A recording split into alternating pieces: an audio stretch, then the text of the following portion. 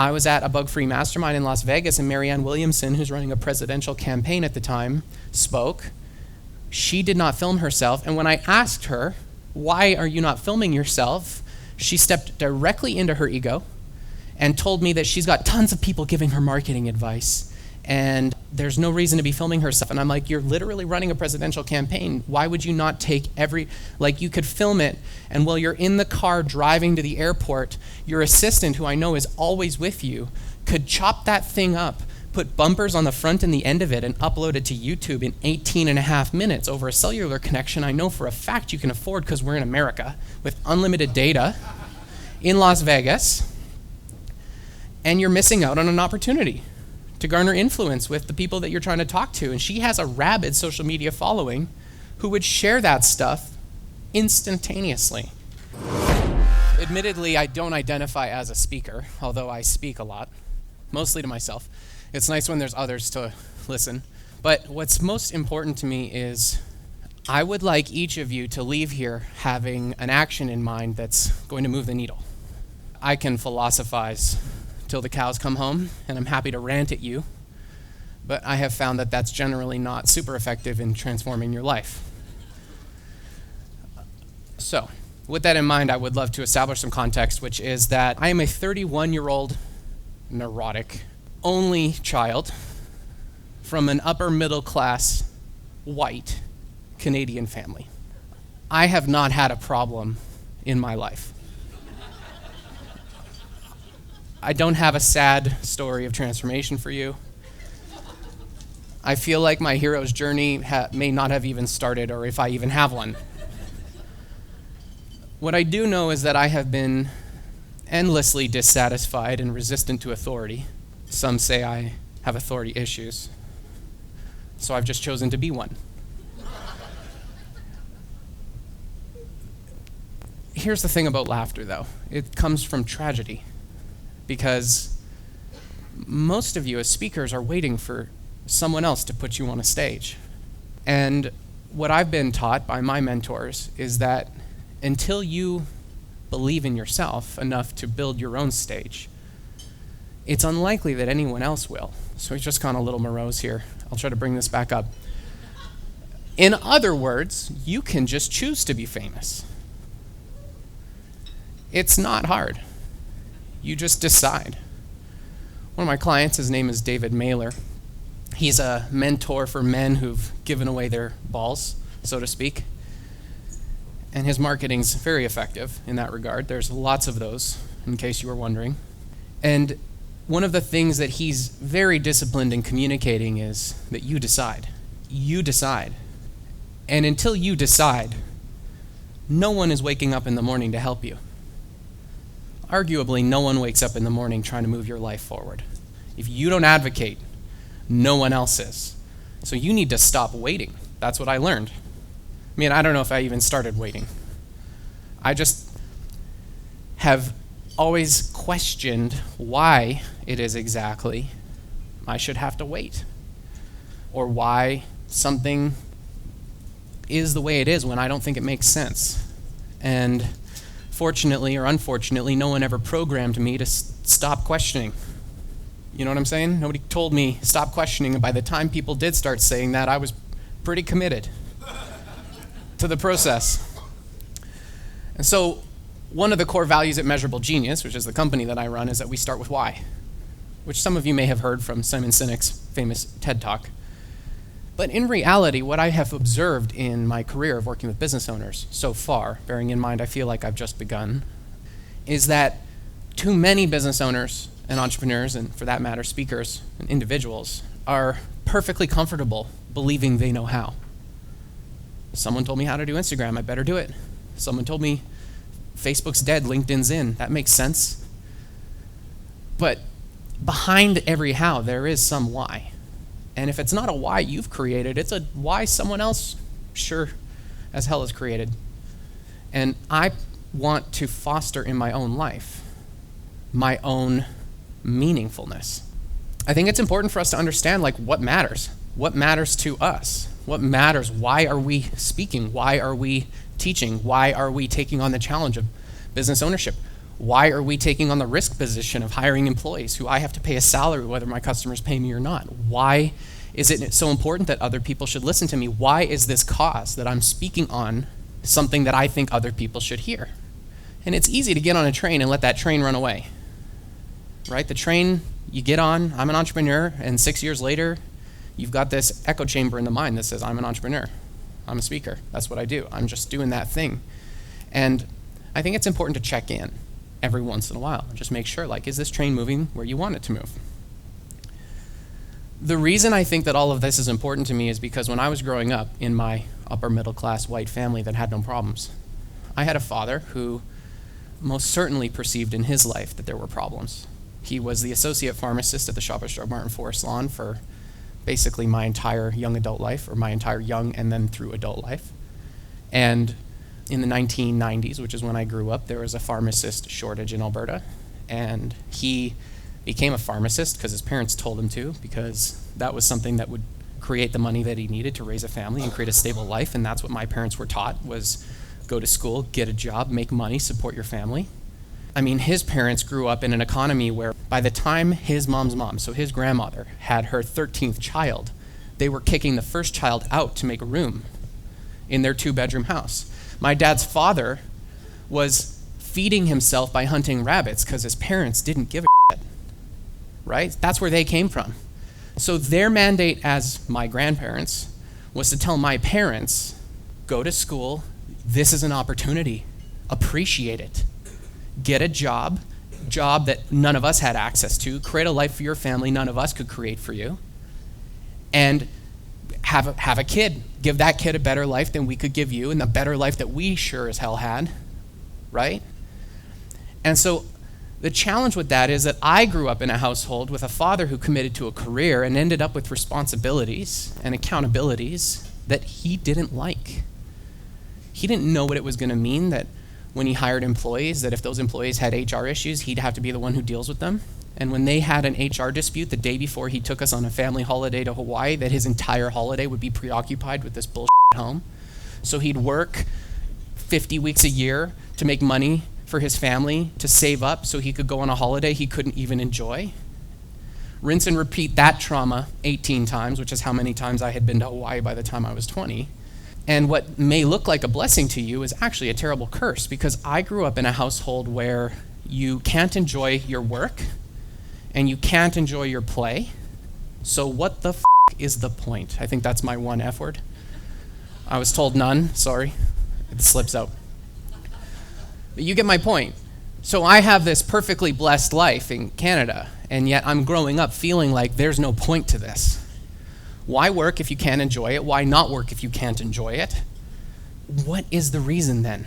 There must be some reason. So fast forward to April of 2011, I meet my mentor, Dr. John Demartini, and he teaches me ultimately that there's some function in this universe, some series of universal principles that appear, at the very least, to create the opportunity for each and every one of us to grow. It appears to me that in the universe, things grow. Trees grow. You don't have to tell a tree to grow, it just grows. Plants grow, animals grow, children grow. But for most adults, at some point, we stop growing. We get on a train, and the train takes us into accountability and responsibility and things that we need to do for other people. And growth slows down or halts. And very few people have taken up the mission for themselves, regardless of whatever it is that they've chosen to do in their life. To step into growth is the reason why they're doing it. Very few people wake up in the morning and say, today I'm going to grow. Most people wake up in the morning and say, how am I going to pay my bills today? How am I going to get new customers today? How am I going to keep this train moving today? How am I going to get my technology to work today? How am I going to get my team to get along today? How am I going to solve these problems today? Very few people wake up and say, how am I going to create the opportunity for me to grow today? But what I've realized is the universe is going to make you grow or you're going to die. You're forced into circumstances, oftentimes repeating circumstances, where over and over again you're exposed to a circumstance you thought that you could somehow avoid and you don't avoid it. Right? How many of you have had the same romantic partner in different names and faces? It's like, why do I keep attracting this recurring experience, the same customer experience over and over again, the same market-facing lead acquisition experience, the same things circle around over and over again? But there are some cases where we appear to transcend those experiences. You have an experience, and then you figure it out, and then you have a moment of growth, and it changes. Your life changes from that point forward. And so through all of those experiences, I have basically made it my mission to help people grow. I believe that ultimately, growth is a byproduct of the wonderfully loving combination of support and challenge that's presented to us by the universe. We are given the gift of support and challenge. And often we believe that there's more of one than the other. But in most cases, if you look carefully, a day later, a week later, a month later, a quarter later, a year later, 5 years later, you look back, something you thought was bad had some goods in it. And something you thought was good had some bads in it. And if we were wise in the moment, I think what we would recognize is just about every circumstance has a complementary balance of benefits and drawbacks, that there's, generally speaking, a perfect mix of material resources available for us to put the pieces together and take a step forward in action in our life. And to the degree that we get distracted by shiny objects or attempt to avoid the unavoidable sufferings and challenges in our lives, what happens? I mean, Buddha literally says that's the definition of human suffering, right? To try to avoid the unavoidable, which would be challenge, and obtain the unobtainable, which would be opportunity, praise, blessings, benefits, goods without bads. And so in the middle of that is where the magic happens. And the interesting thing is that if that's true, then growth maximally occurs then on the perfect border of those two things. When you're over-supported or you over-support a child, the child becomes dependent. How many of you understand that? You have someone in your life, or maybe your children. To the degree that you over-support them, they become dependent and entitled. The same is true for people in your family, people in your social sphere. If you bite your tongue too frequently, if you let them cross your boundaries too frequently, if you don't hold them to test frequently enough, they will what? Give them an inch, they'll take a mile. And if you over-challenge someone and you push them and push them and push them, what do they tend to do? They become precocious and independent. Do you all agree with that? Do you see that in your life? When you challenge someone, they want space. They want space from you. When you support them, they want to close in on you, right? Arguably, if I support you, you will want to eat me, right? That's why we call our romantic partners sweetie, right? Sugar, hun, bun, all the sugary words, we want to put them in our mouth. How many of you have wanted to put someone in your mouth before? It's true. You're like, you're really supporting me right now. I want to eat you. And what do you call someone who's pissing you off? Asshole. So there's this biological function in you, because you're basically a tube with limbs, and the things that you like go in and the things you don't like go out. The middle of that is who you are, right? The reality is there are people in your life who think you're sweet, and there are people in your life who think you're an asshole, right? You have both. Anyone here not have both? No, that's what I thought. And so growth occurs not in support and not in challenge. Growth occurs at the border of support and challenge. Growth occurs when you bear witness in your own life to the combination of support and challenge, and to the degree that you combine those two things, you tend to move forward with action. And to the degree you attempt to avoid or seek one of those things, you tend to live in reaction. So I'm just going to draw a very basic picture here, which is that we can move towards a mission, or we can cycle in what would be called reaction or passion. And I know the word passion has been commodified, and most of you may think it means the thing you love most. But this has been a bastardized term by the personal development industry, and the root etymology of passion literally translates into suffering. That's why they call it the passion of the Christ, the suffering of the Christ, the fall from grace in which man is split into two and forced to face his both sides. I promise you this is going somewhere, okay? So when we are living in our passionate natures, reacting to our environment, subordinate to authoritative figures, or thinking we're better than others, when we are chasing shiny objects or trying to avoid a perceived painful circumstance, when we are thinking that somehow in life I'm going to get a result that has more benefits than drawbacks, that somehow I'm going to create a life where I can be one-sided, or to the degree that I think these other people should be more one-sided because I need them to be a certain way to talk to me, then we're run by that environment. And to the degree you play that game, you become emotional in your expression of behavior. And when you become emotional in your expression of behaviors, you tend to become stupid. How many of you understand the worst decisions you make in your business happen in moments of emotion? And it's not just the bad emotions, it's the good emotions too, the ones where you think like, this is going to be so amazing. I've got this opportunity, it's only benefits, it has no drawbacks, trust me, right? How many of you have had an infatuation with a romantic partner, right? And you're thinking like, we have the same number of eyes and the same number of ribs and the same number of vertebrae, and we have almost the same number of teeth. We're a match made in heaven, but you pretty soon find out that there's an opposite, that they do have, in fact, drawbacks. And if you don't awaken yourself to them, they will most certainly awaken you. You will become aware of the downsides. And arguably, your mastery in life is dependent on the time it takes for you to see that a crisis is a blessing, or that a blessing is a crisis. And as entrepreneurs, you've taken up a mantle of leadership. And so the reason I've just spent however many minutes on this topic is because you have likely stepped into entrepreneurship and speakingship. Because at least when you made the decision, you thought that there would be more benefits than drawbacks in this path in life. Like, I'm going to have more freedom. I hate my manager. I'm going to quit. I'm unemployable. How many of you have thought that? I'm unemployable now. The reality is you just had terrible managers. Right? Most entrepreneurs who are like, I'm an entrepreneur, I'm unemployable because I've never been able to be successful in an environment where I work for someone else, has probably only ever had 1 to 4 managers in their life. And statistically speaking, most managers suck at managing. People quit managers, they don't quit businesses, they quit managers. So most people who identify as entrepreneurs are entrepreneurs because of a data set of 2 managers who sucked at managing them. You guys tracking this? And so then you step into speaking and you're like, hey, the rewards are freedom of authority. I can be my own boss. I can wear my pajamas or no pants at all.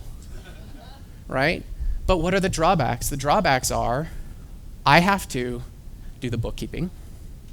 I have to do the HR and the hiring. I have to invest in technology that I don't understand. I have to get my computer connected to the internet. For some of you, I know that's a challenge. I have to get Infusionsoft to work, right? Which, by the way, it's not Confusionsoft, it's confused people using Infusionsoft. And all of a sudden, the reality sinks in, and what I've observed is most business owners end up basically getting to their Peter principle, which means their level of competence, and staying there until they give up, die, or go back to working for someone else. And a very small percentage of people penetrate into the next sphere of competence. Largely because in an economy that has arguably become hyper-specialized, you now have 13 different people telling you what you should do with your marketing. How many of you resonate with that? There's 15 people who, out of absolutely no malice, but directly because of their specialization, now have an agenda to tell me their specialization and their magic trick is the thing that I need next. The SEO guy is not being malicious to you. He truly believes that you have to SEO your website that has no content in it. What are we optimizing? Your biography? So when they search you by name, hopefully you can outrank your LinkedIn profile? Why? Right? And there's where my authority issue comes in.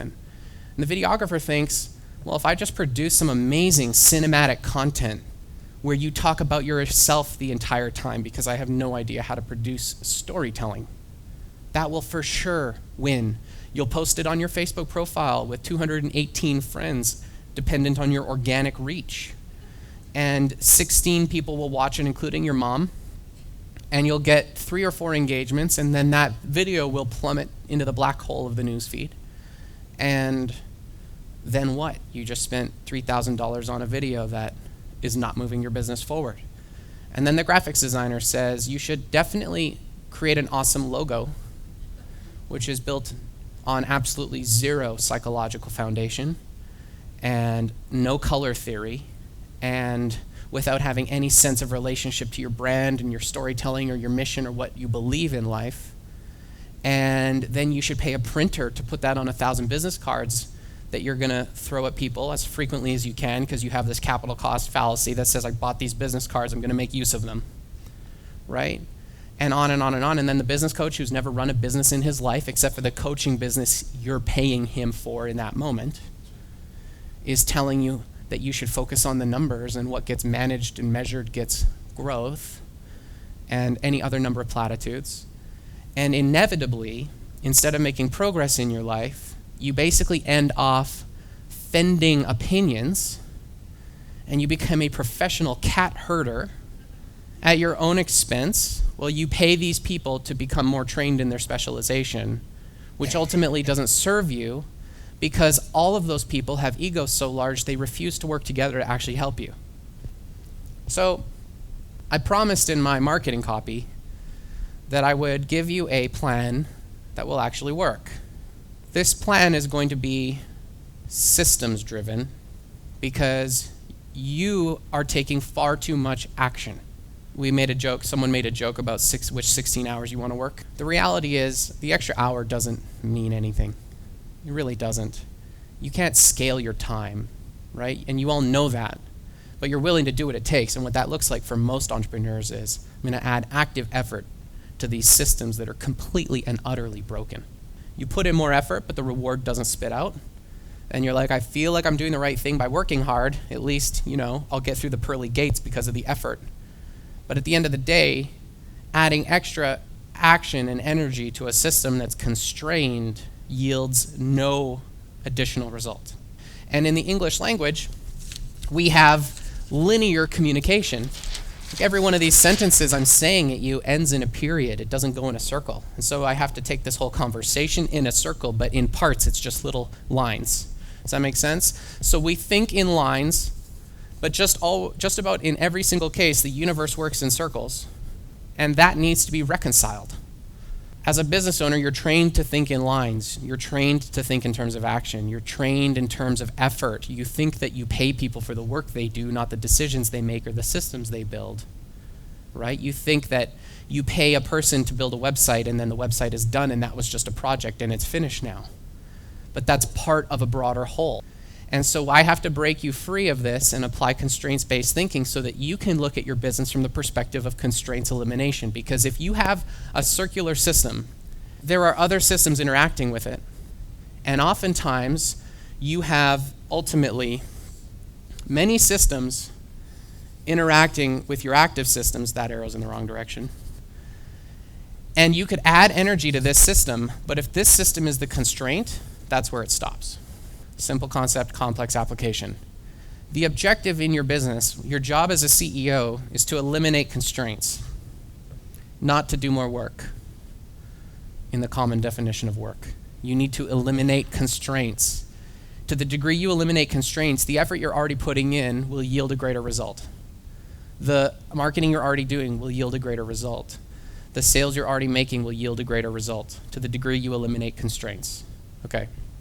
So let's talk about marketing in terms of systems, because basically there's 5, as best I can tell, and I'm open to obviously evolving. You'll see that I implement and change regularly my thinking and my concepts, but this is where I'm at today after 19 years of experience, $1 million in revenue, $600,000 of Facebook ad spend under management, 8 employees, a real culture, and a machine that produces a profit and cash flow positivity. I actually have the results to back up what I'm saying here. I'm not a business coach selling you business coaching so that you can pay my bills as a coach.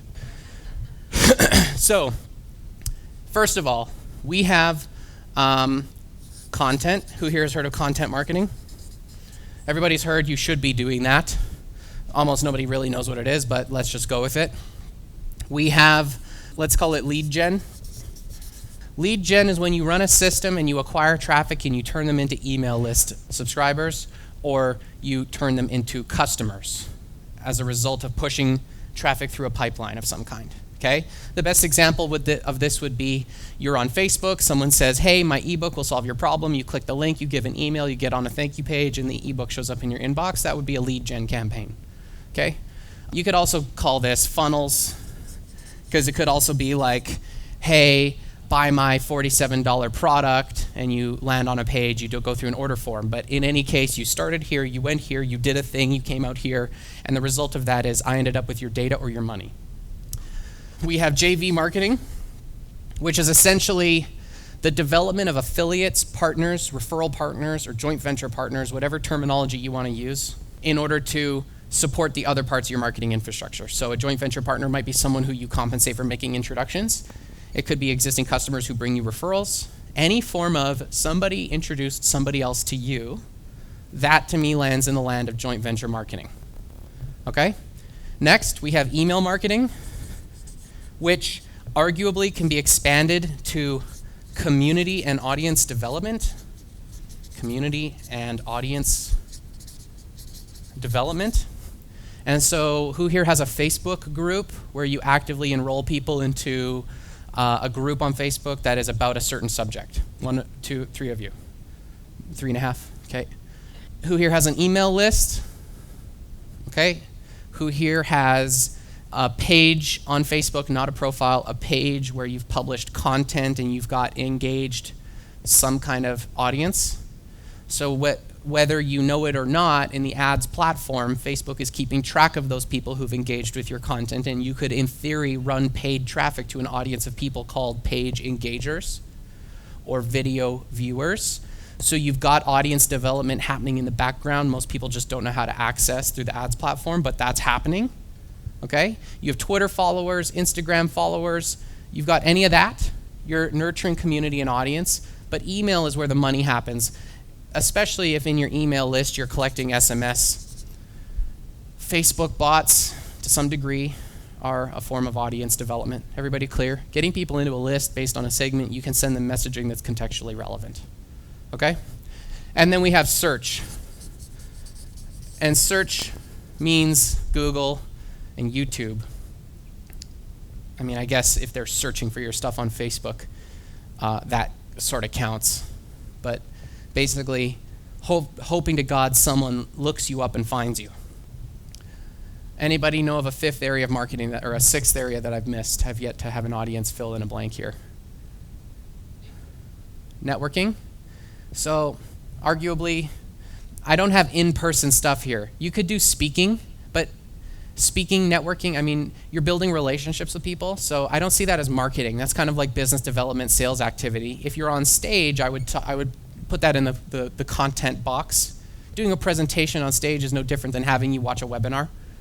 It's just I have your full attention here in most cases, right? Whereas on webinars, they're checking their email and their kid is screaming and the laundry is happening and everything else. Any others? I mean, I could put traditional, which would be what? Billboards, radio, television? Stripograms. You need to have their address, though, so arguably that'd be the stripogram list. A form of content, especially if you film it. Right? Anything else? I just want to make sure, because my objective here is not to enroll you or convince you or persuade you. It's to have you buy in on this because it makes sense and it lines up with your reality. Like, I'm not selling you anything here today, except on the idea that you can probably make a lot more money doing something you love, doing less work by understanding how these systems interoperate. So, how many of you have heard you should do content marketing? Who here has an idea of what content marketing is? Providing value through stuff, posts. Yep. Okay, anyone else? It's pretty clear. So, here's the thing though. Content tends to be very expensive. Yes? I mean, Steven is here. He's one of my employees. And it's Saturday. And I'm already working him 120%, and I have to follow Alberta labor law. So, 5 hours on overtime to film a 75-minute presentation is a form of expense. Yes? How many of you have known that you should do content marketing, and you're like, okay, I'm going to put a calendar on my wall, and I'm going to follow that authority. I haven't followed any other authority in my whole life. because I'm an entrepreneur, but this calendar on my wall, who can't even talk to me and hold me accountable, I'm definitely going to follow that. How many of you have tried that? Be honest about it. Or you feel like, I know I need to do content marketing, so I'm going to do a daily discipline, and I'm going to spontaneously inspire myself. I'm going to sit down at my computer, and I'm going to make some magic happen. How many of you have done that, tried that, and how's that gone for you? Generally not very well. Who here has heard of Gary Vaynerchuk? So for those of you who haven't heard of him, he's basically a celebritized entrepreneurial brand individual who runs a $200 million ad agency in New York with 800 employees in offices around the world. And he has made it his life's mission over the last 5 years or so to produce more content than most of you will likely produce in your entire life per week, inspiring business owners to do things better, I guess. His content includes telling you to do content. And one of the things that he's been pretty explicit about and trying to equip you in that process is by saying document over create. I mean, it's not rocket science. Write these steps down. 1, buy a wireless lapel mic for $350. A Sennheiser Evolution G3 would be perfectly acceptable. Borrow your friend's DSLR video camera, stick that microphone on the top so you get good quality audio, and hire your nephew or your son or your daughter or your husband or your wife or your friends from coffee or whoever they might be to stand there and track you so that you walk away with a recorded video presentation on the subject matter that you're an expert in, that you're presenting anyway. Why would you not do that? I'm at masterminds where you have to pay $25,000 to be there, where these presenters are easily able to afford a videographer for $1,000 for the day, and they don't film themselves. I was at a bug-free mastermind in Las Vegas, and Marianne Williamson, who's running a presidential campaign at the time, spoke. She did not film herself, and when I asked her, why are you not filming yourself, she stepped directly into her ego and told me that she's got tons of people giving her marketing advice, and there's no reason to be filming herself. And I'm like, you're literally running a presidential campaign. Why would you not take you could film it, and while you're in the car driving to the airport, your assistant, who I know is always with you, could chop that thing up, put bumpers on the front and the end of it, and upload it to YouTube in 18 and a half minutes over a cellular connection I know for a fact you can afford because we're in America with unlimited data in Las Vegas, and you're missing out on an opportunity to garner influence with the people that you're trying to talk to. And she has a rabid social media following who would share that stuff instantaneously. And so although people like Gary Vaynerchuk have been preaching this for years, what I've identified is that we're still really early in the adoption cycle. And you can come up with all kinds of reasons, and I've heard all of them, like I don't like the sound of my own voice, and I don't like watching myself on video, and I don't any other number of things. And I'm just telling you to get over it. How's that sound? How many of you know that there's no bigger reason here except you haven't gotten over it? There's no reason. You're just not doing it. Which means then there's another issue, like some kind of sabotage, right? There's some psychological sabotage happening that's preventing you from feeling powerful enough, good enough, worth it enough to turn that camera on and to get more people to hear about you, which is ironic because you're speakers. And so you're saying, put me on your stage, but I won't put myself on my own stage called the internet. How many of you see that there's a great irony in that? Do it anyway, okay? That's an economical way to get started in content marketing. You don't have to pay an editor if you just film what you're already doing. When I say pay an editor, I mean to produce. We're not producing an episode of The Modern Housewives of New York. We're not filming 30 hours of footage to produce a 3-minute piece of content. I'm saying literally, whatever this 75 minutes is, we're going to walk away from here, and on Monday morning, Stephen is going to chop the front and the end off, and we're going to drop in my top and tail and my audio branding, and we're going to publish it to social media. And could I do more? Yes. I could chop this up into probably 7 to 15 pieces of micro content, the independent segments and topics that I covered during this presentation, any funny things I say. Take that stuff, chop it up, put it on the internet once you have a videographer and you've got money to invest to do that. But until then, pay an editor for 35 minutes on Fiverr to upload it to the internet. Now, here's the challenge though. Most of you have social reach that I'm imagining is disappointing in terms of your organic. Does everybody understand what I just said? Like, you post something on social media, someone said it's like screaming into the void. How many of you feel that way? Yes, I know. So here's the other side of content marketing that most people are completely missing out on that you entirely have control over, which is that because Facebook ads have the word ads in the name, again, this is most people automatically think with their how brain and not their why brain. They think that in order to do Facebook ads, you have to position an ad. In order for advertisers to pay for ad space during the television show, the network has to have people actually watching the show. For them to have people watching the show, they have to advertise the show, right? So you can then think about the content you produce in terms of it being a show. I just want you to reframe. I want you to take content production, which is how most people are marketing this concept. Content marketing, that's what you've all heard, right? I want you to step into episodic short stories, short films, documentaries, and featurettes on topics and subject matter that you're inspired by. And just think in terms of that, but then don't not publish your public talks. Publish them. But now that you're thinking about your public talk like it's a show on a network, and the network is now Facebook. Facebook has done the job of getting the audience. Now the question is, what shows are those people going to watch? How many of you are clear? CBC has different content at different time slots to suit the different market niches that are on at that time. Right in the middle of the day, it's soap operas. And at 6 p.m. when everyone's watching dinner, it's news. And then into the evening, it's family comedies. And then as we go into the later hours, it's like the Seinfelds and the more adult-focused humor, right? Well, the magic of Facebook is that you're not now dependent on a linear schedule because everyone's newsfeed is completely programmatically curated for that person at any time that that person is online. Facebook knows you guys are building businesses because of the behaviors you've demonstrated in the land of business, right? Has anyone here seen the advertisements that I'm running for my event called How to Sell Social Media and Still Be Social? One of you? A few of you?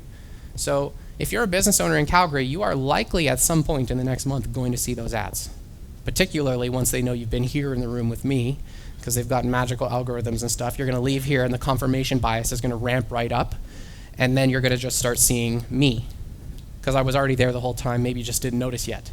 So when we think about content marketing, again, you can wait for someone else to put you on their stage, or you can create your own stage. You can use the Facebook ads platform as a distribution system for your content. Facebook is the network. You can use the ads platform to distribute your content into the time slots in the users when they're on the platform. So, I mean, like literally, you're using an ads platform to create an ad that isn't an ad.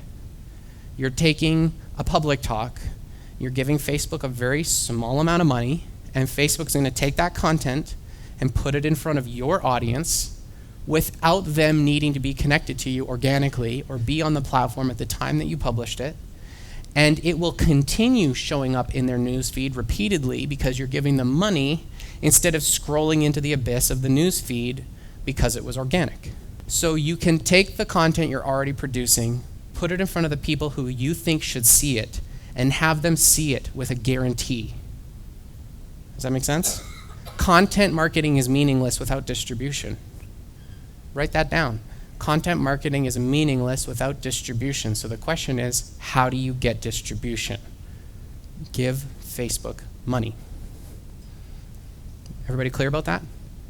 Okay, so that's the most expensive one. Give them money. So you have to put the effort into the capture, you have to put effort into the edit, then you have to put effort and money into the distribution. But how many of you, if you could give Facebook $1 and Facebook gave you $10, would give Facebook all the dollars? Marketing is not a black hole.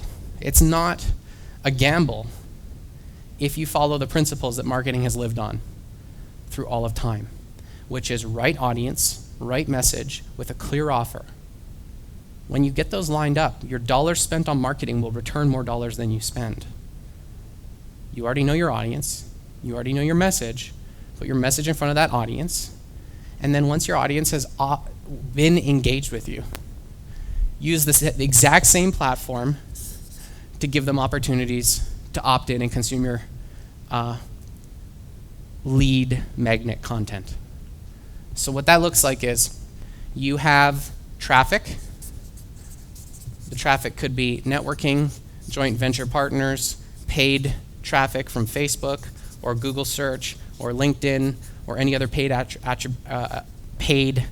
traffic acquisition source. You can have search, etc. All that traffic goes to some kind of, we call them lead magnets, sometimes people call them opt-ins, etc., etc. You say, hey, I've got an ebook. All you have to do is you give me your email address and your name. They click, great, give me the ebook. Now here's where most people screw up their funnels. This will pay for your time here today if you do this one thing. And for those of you who do have lead magnets, please go change your funnels now, which is don't give them the ebook on the thank you page. Give them the ebook by email after 10 minutes. Because on the thank you page, you should have a video that says, hey, what's up? Clearly, if you downloaded my ebook, you probably have a problem that I solve. And so what would be actually really good is for you to book a call with me. This button takes them to an application, which takes them to a scheduler, which puts them in your calendar so you can take their money. Your thank you pages are your number one real estate properties. Your homepage and your website doesn't matter. The only people on your homepage are people qualifying you. And if they're qualifying you, they're not convinced they want to buy. And if they're not convinced they want to buy, it means they're probably not in your innovator or early adopter categories, and they're looking for reasons, features, benefits, which puts them in the early majority. And generally speaking, the early majority are the worst possible customers for you because they need to be convinced and they're looking for things to be perfect, and the minute something goes a little bit wrong, they're going to complain about it. We were talking about Pareto's principle earlier, the 80-20 rule. The 20% who complain the most are these ones. So I don't care if you go to my website from a qualification perspective. I care about what I have control over, which is the traffic that I buy that lands on a page that is specifically curated for that traffic that I bought to deliver them an opportunity to make a micro decision to opt in and get my ebook or my webinar or my short film or my social media challenge or whatever other strategy you've got going on. And then I want to offer them the opportunity to work with me, which for almost all of you should include an application that disqualifies most of them. How many of you understand most of the people who come through marketing don't buy? We have a client who spends $30,000 a month on Facebook ads. Less than 0.5% of the total opt-in traffic becomes customers. I just want you to do the math on that. So if you're buying 100 leads a week, that means you're getting half a customer every week. So you need to buy 1,000 so you can get 5 customers. Following? So I need an application because I don't want to get on sales calls with people who have no money and aren't really qualified.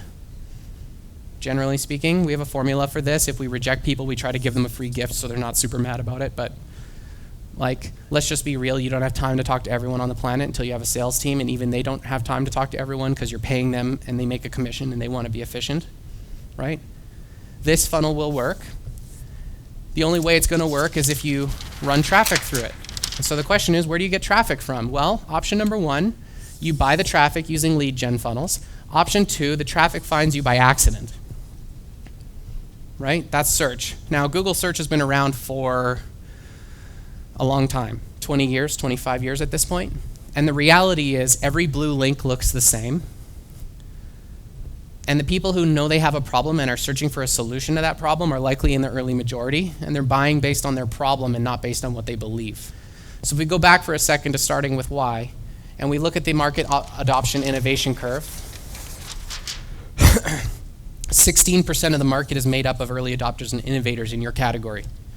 In your market, whatever market it is you serve, your market as defined by you has a quantity of people in it 16% of that market will buy from you at a premium because they believe what you believe. They buy from you to affirm their own identity. They buy from you to take a step forward in their own life and to affirm for themselves their own meaningfulness and to create order out of the perceived chaos of their existence. This is why shopping is a form of instant gratification. People shop to affirm who they are, just like every other addiction. We do the thing to affirm to ourselves we have control. We have the ability to cultivate and curate our own meaningfulness in life. The reality is, for each of us, 16% of the market will shop and work with us and endure incredible challenge. They will endure the fact you haven't figured out your packaging. They will endure the fact that you're adopting your business model. They will endure the fact that you're innovating. They will endure the fact that you haven't got your shit figured out. They will endure the fact that you don't have the perfect customer service. They will endure the fact that you're a one-person show and sometimes you get sick, you're not able to respond right away. They'll endure the fact that you do all your own email. They'll endure the fact that you have spelling mistakes on your website. They'll endure all those things because they believe what you believe. I would rather sell to them, personally. Here's the other gotcha. The people in the early majority are only going to buy with a direct testimonial or social proof from one of those two categories. How many of you in your own life consider yourself not a technology person? And for those of you who consider that, you have a friend in your life you go to tell you what type of cell phone to buy, don't you? Yeah? Same thing with cars. Who here has bought a car and you basically just bought the car your car enthusiast friend told you to buy? You make your purchasing decisions based on innovators and early adopters who you trust, yes? You depend on them to tell you, this person is the person I believe in. And you're like, okay, great. You know what that means, though, is you weren't willing to put in the effort to shop that person. You weren't willing to endure the challenge of figuring out if they were the right person, which means you're also likely less aware of all the drawbacks that comes with that person, which means you're less likely to want to tolerate those drawbacks and you'll be more reactive to the pain. They told me to buy this iPhone and this drawback sucks about it. And I didn't figure it out until 4 months in and the calendar doesn't do what I wanted it to do. iPhones suck now. How many of you know what I'm talking about? That's how people are. It's all generally very challenging. Long story short, most people approach the market based on conventional marketing strategy demonstrated by companies with tons of money, proven products, research and development budgets, and who've been around long enough to fully satiate their innovators and early adopters, and who are now focusing on their early majority and the late majority because that's where all the money is for commoditized industries. And if you model people chasing the early majority and the late majority, and you haven't even touched your innovators and early adopters, not only are you not able to speak with them without justifying through features and benefits and all the details about how perfectly packaged your service is, you need social proof to convince them, which you don't have because you haven't enrolled these people. You haven't served them enough for them to become raving fans and advocates. So it looks like this is where the money is, but the great irony is that all of the money is here. And how do you sell to these people? Well, if you sell to them based on them believing what you believe, then it doesn't really matter what the lead gen is. If you've communicated to them through your content what you believe, they'll reach out and they'll try to buy from you. It's easier to sell to someone who's actively sought you out than it is to sell to someone who you have to convince. In fact, persuasion in marketing hasn't worked since the 1990s. Now it's all about positioning. Taking yourself out of whatever box the customer has in their mind and moving them into the box that you prefer. That's how it works. How you do that is by demonstrating, hey, I'm not this, I'm this, right? So one way to say that is, listen, Measurable Genius is not a service provider. I'm not a marketing agency. I'm building a mastermind for business owners and entrepreneurs who want to become scaling growth firms in their industry. But unlike most masterminds, I run a mastermind where you don't have to do it yourself. That's positioning. Because in my mastermind, I have services on the back end. How many of you have joined a mastermind where they tell you everything you need to do and then you just don't do it? All of them, because that's how masterminds work. You're still left making the decisions. You're still left trying to figure it out, right? By yourself. So, once you have lead gen, that doesn't just dump people into an email list you never send email to, but lands them on a page where they can actually get to an application to book a call with you. The administrative burden in booking a call with you kills most of your sales deals. So this is a non-negotiable. You must have a scheduler if you want to make money in any reasonable amount of time. Okay? Ideally, an application to get there. Once you have this, then you need traffic.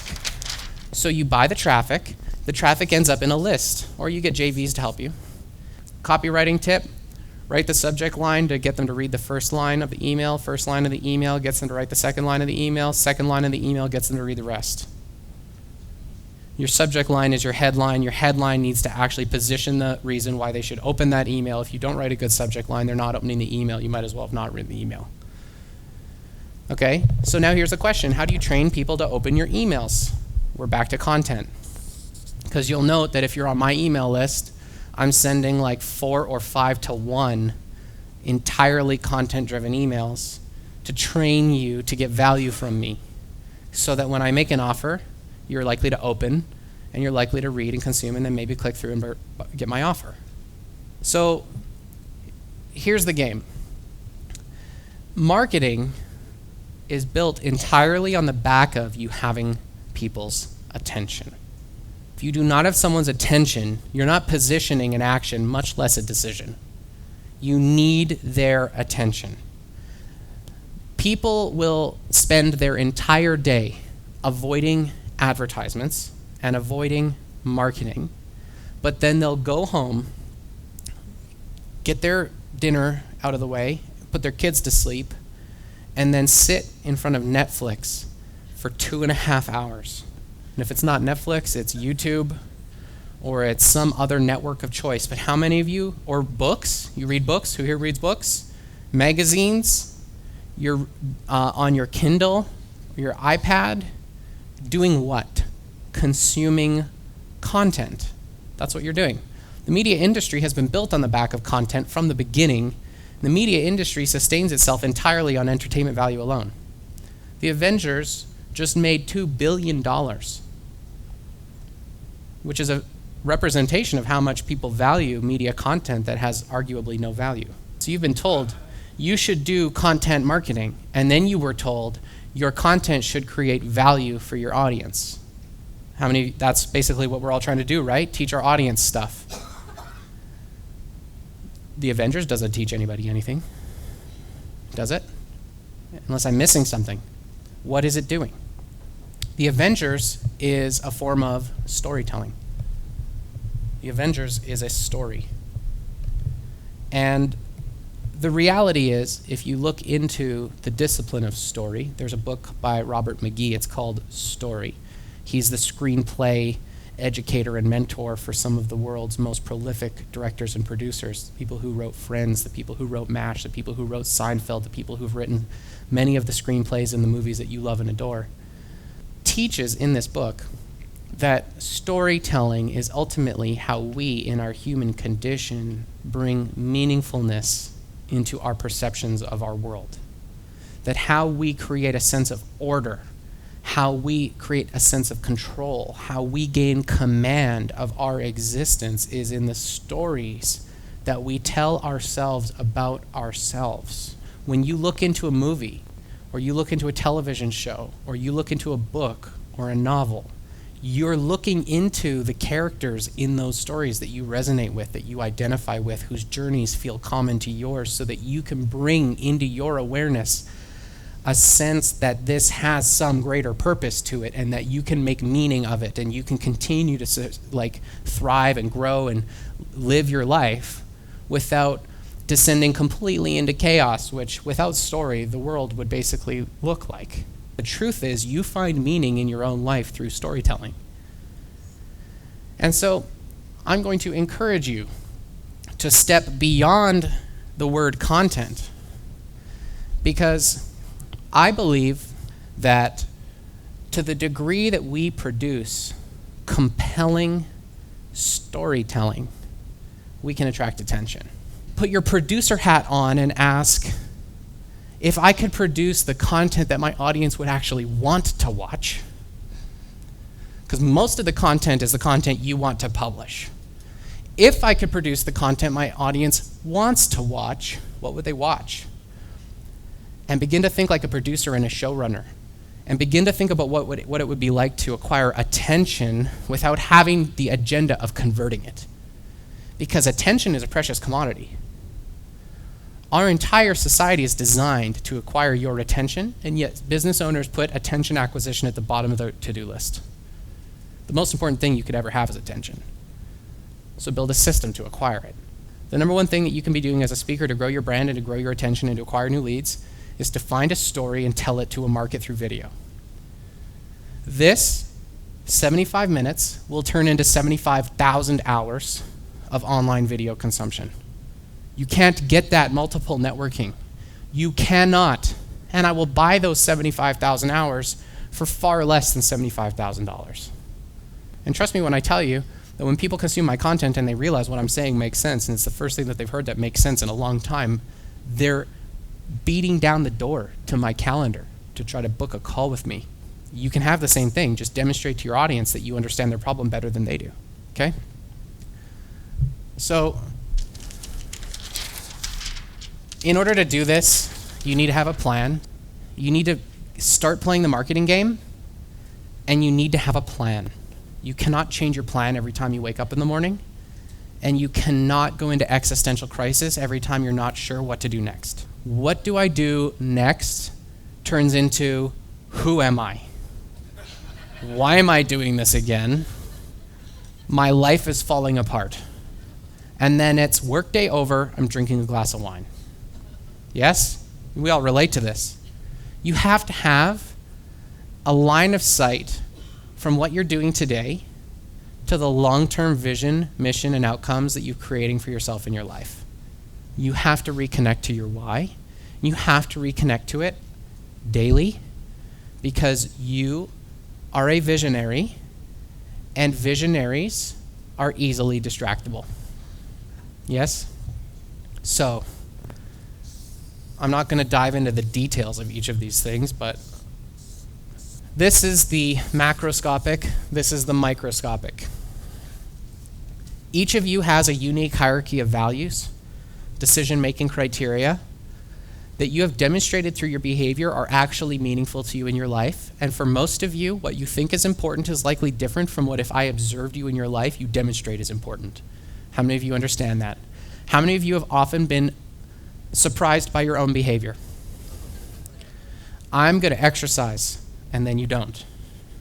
I'm going to do a thing, and then you don't. I think these things in life are important, but then they don't happen. The reality is you've been trained by a disempowered society to believe that you can somehow wake up in the morning and decide to be a different person. You cannot. Your conscious decisions mean absolutely nothing just about all the time. You have a fight going on in your own mind where you are negotiating with the machinery that runs your perceptions and your decision-making criteria. You have to negotiate with yourself in order for your behavior to modify. If behavior modification was easy, you would all have exactly what you say you want. So if you want something in your life that's different from what you have, then you have no idea how to accurately modify your own behavior, and it would be prudent for you to figure that out. And I have content online. If you want to go look it up, you can go to measurablegenius.tv, type in the word values, and I've got content for days on this process, which will help you understand what's actually important to you. For most of you, understanding what's actually important to you will be a wake-up call because you'll realize that you've been spending a lot of time, energy, and money distracted by things you think are important that are actually not. And you can free yourself from that burden pretty quickly by going through a process of actually observing your own behavior and then aligning the rest of your life up with that.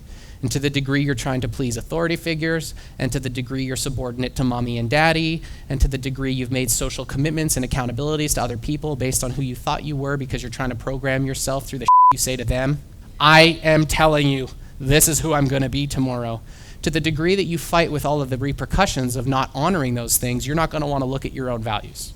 How many of you understand that? There's social pressure, there's personal pressure, there's fantasy and idealism, there's all types of human behavioral stuff that we would need to probably untangle for you to be really clear about this, but I'm just telling you, for 99% of people, what you tell me is important and what you demonstrate is important are completely different things. And your business will not break through whatever Peter principle you're at if you continue to live in a fantasy about who you are. If you continue to believe you want a $4 million lifestyle instead of a $400,000 lifestyle because you're not willing to sacrifice your family. to the degree that you're not willing to step in front of the camera, not because you don't have something valuable to say, but because you have political interests and social things that you want to stand for that may be dangerous to you and you're afraid of expressing that in public. For many of you, you're more complicated than you know about yourself. You have to start there. Once you know that, I want you to appreciate that your values that are demonstrated through your behavior are the reason your business exists, even if you think you know why your business exists. Ultimately, your business is a vehicle for you to achieve what is meaningful and important to you to a degree that's greater than what you think was possible if you worked for someone else. If you thought it was more functional to get it through someone else, you'd go get it through someone else. So the values that you represent are the values your business stands by. It's not integrity, truth, love, honesty. It's like, I value media content, human behavior, and business strategy, so I've built a media content, human behavior, and business strategy organization. It's not rocket science. That's what we stand for. It's the content I fill my life with. So it's important that we recognize I want more of that. And I want to help the world have more of that. If it's not those three things, I don't care. I don't care. Are you all clear about that? And the same is true for you. You just think other things are important that you should care about, and the energy you waste on those things holds you back more. That's the passive constraint, more than any additional action you could put in your values. This will happen automatically if you just let go of everything else. Clear? From your values, you have a mission statement, which you probably have not written, and if you have written, it's probably not a direct reflection of your values. So that's rough. You should write your mission statement related to your values. Inside your mission statement and a BHAG, which would be like a very clear 25-year goal, you should have 3 to 5 year thrusts, meaning 3 or 4 or 5 year thrusts you define once and don't change. You're not looking at a sheet every day thinking, I'm going to do my 3 to 5 year thrusts like the deadline is malleable. It's like the first time I do this, I'm going to pick 3-year thrusts and I'm going to work these 5 things until they're done in the next 3 years and I'm not changing them. You're going to pick 5 of them. Then you pick 1-year initiatives, which are 5 things that are going to move you towards these 5 things. Then you pick 90-day rocks, which are 5 things that are going to move you towards the 5 things for the year, which are going to move you towards the 5 things for the 3 years, which are going to move you towards the BHAG, which is going to fulfill ultimately your values. Tracking? And then you decide on a theme and a celebration and a critical number for your business that you can rally yourself and your team behind, like when I achieve these 5 things, I'm actually going to go to the spa because now I have a reason and a connection to my success and my progress in life, and it's not just I have to go to the spa because someone told me I need personal care time. It's like, I'm going to work, and I'm going to connect reward and celebration to my work. And I'm going to work, and I'm going to connect reward and celebration to my work. And then you're going to pick personal accountabilities. And if you're a one-person show, your personal accountabilities are your 90-day rocks. And if you're any more than a one-person show, you're going to share accountability to get those 5 rocks done with the other people in your organization who actually really, really want to help you but can't help you when you change your mind every day. You cannot change your mind every day and make meaningful progress growing a business. Once you have a framework like this, you wake up in the morning and you say, what am I going to do today? What action can I take today which is going to help me fulfill on my personal accountabilities, which are going to move me towards my 90-day rocks, which are going to move me towards my 1-year goals, which are going to move me towards my 3-year thrusts, which are a direct reflection of my mission in the BHAG I'm working towards over 25 years, and I can see clearly helps me fulfill the values of my business, which represent what's most meaningful and important to me. Big, hairy, audacious goal. A mission is never achievable. It's like, I have a mission to help people grow. I'll never tire of that, but I'm 30 and I'll live to be 105, so I can climb 3 25-year mountains before I die. What does that mountain look like? So my first mountain is to grow a $100 million, 700-person business and take over the Calgary Herald building and become a new media representation for what's possible in the Calgary economy and the Canadian culture for marketing and storytelling and business development. So we'll see. Maybe it'll take less than 25 years, I don't know. But it's visceral, I can connect to that, and it's more tangible than I have a value on media and broadcasting, which I can see day to day is represented, right? but it's a step in. So we go from the infinite values to an infinite mission statement to a probably possible goal with a minor miracle and a little help from my friends, right?